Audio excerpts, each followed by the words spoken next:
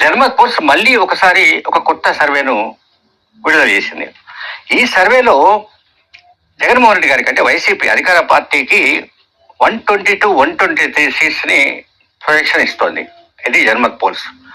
ఇదివరకు కూడా వాళ్ళు అంటే గడిచిన వారం అంటే దాదాపు ప్రతి వారం వాళ్ళు ఒక వీక్లీ ట్రాకర్ లాగా రిలీజ్ చేస్తున్నారు సర్వే అంచనాలు.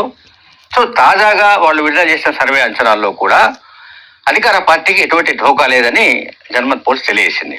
సో జనమత్ పోల్స్ తెలియజేసిన దాంట్లో ఇంపార్టెంట్ పాయింట్ ఏంటంటే జనమత్ పోల్స్ అనేది క్రెడిబిలిటీ ఉన్న సంస్థగా దీనికి బాగా పేరుంది జనమత్ పోల్స్.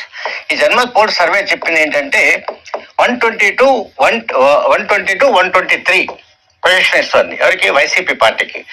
వేరే ఇప్పుడు టీడీపీ కూటమి ఉంది. ఫర్ ఎగ్జాంపుల్ టీడీపీ కూటమి అందాం, టీడీపీ ప్లస్ అంటే జేఎస్పీ అండ్ బీజేపీ. ఈ మూడు పార్టీలకు కలిపి కూడా ఈవెన్ 46 to 48కి మించి వచ్చే అవకాశం లేదని జనమత్ పోల్స్ తెలియజేస్తుంది. అంటే 46 to 48 అంటే మేబీ వ్యారీ కావచ్చు. అంటే కొంత ఎలక్షన్స్ వచ్చే నాటికి జరిగే పరిణామాలు లేకపోతే ఏవైనా మార్పులు చేర్పులు అయితే లేదా బలాబలాల్లో ఎక్కడైనా ఏదైనా కాన్స్టిట్యూషన్ తేడా వస్తే మేబీ ఇట్ మే క్రాస్ 50. అంటే 48 ప్రొజెక్షన్ ఇచ్చారు వాళ్ళు, మేబీ 50 క్రాస్ కావచ్చు. అంటే 50+ వీళ్ళ అకౌంట్ ఆగిపోయే అవకాశం ఉంది. వేరే ఇక్కడ వైసీపీ మాత్రం అధికార పార్టీ మాత్రం 80% 120 to 123 అంటే ఇది 125 దాకా కూడా క్రాస్ కావచ్చు. అయితే వైసీపీకి 125 దాకా అంటే 123 దాకా ఖచ్చితంగా జనమత్ పోల్స్ అంచనా వేస్తుంది. దీంట్లో వాళ్ళు చెబుతున్నది ఏమిటంటే, ఆ సర్వే సంస్థ చెప్తున్నది ఏంటంటే, ఒకటి రాయలసీమ బ్లాక్ అంటే నమోదైందో సరిగా చెప్పట్లా. సరే, దాని గురించి మళ్ళీ విశ్లేషించుకుందాము. తాజాగా ఇంటెలిజెన్స్ సర్వే వైసీపీకి 139 సీట్లు దక్కుతాయి, కూటమికి 36 సీట్లు దక్కుతాయి, ఇతరులకు 0 సీట్లు దక్కుతాయి. వైసీపీ అధికారంలోకి రాబోతుందని ఈ సర్వే తేల్చేసింది. అయితే 175 సీట్ల విషయానికి వస్తే వ్యతిరేకంగా వేయాలి, వాళ్ళకి ఎక్కడ అన్యాయం జరిగిందని వ్యతిరేకంగా వేయాలి. So I still believes polling శాతం పెరిగిన మహిళల ఓట్ల శాతం ఇంకా 5 లక్షలు ఎక్కువే పెరిగింది కాబట్టి, అంటే 1.64 లక్షల 1,64 లక్షల మంది పురుషులు ఓట్లేస్తే 1,69 లక్షల మంది మహిళలు ఓట్లేశారు. ఇది చాలా పాజిటివ్ సంకేతమే. ఇది జగన్మోహన్ రెడ్డి గారు మళ్ళీ కంటిన్యూ చేస్తారనడానికి బలమైన సంకేతాలు ఇది కూడా ఒకటి.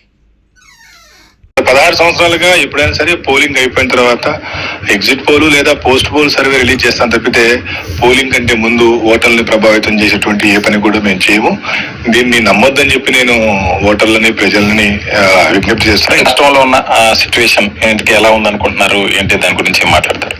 అదే నేను చెప్తుంది, రాష్ట్రంలో ఉన్నటువంటి సిచ్యువేషన్ ఇప్పుడు పార్టీలు సిద్ధంగా ఉన్నాయి, పార్టీలు అయితే సిద్ధం అని చెప్పి సిద్ధంగా ఉన్నాయి, ఓటర్లు సంసిద్ధంగా ఉన్నారు.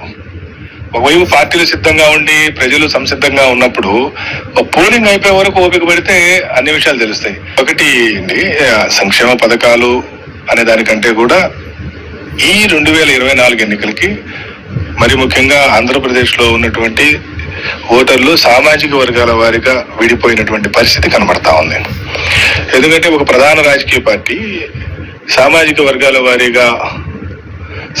వర్గాల పేర్లను ఉద్దేశించి నినాదం తీసుకున్నటువంటి కారణంగా ఆయా వర్గాల్లో కొంత ఆ పార్టీకి అనుకూలంగా ముఖ్యంగా పోస్ట్ పోల్ చేయబోతా ఉన్నాం. పోలింగ్ అయిపోయిన తర్వాత ఈ పోస్ట్ పోల్ ఇంకా ఖచ్చితంగా మేము ఫలితాలని అయితే మేము ముందుకు తేగలుగుతాం.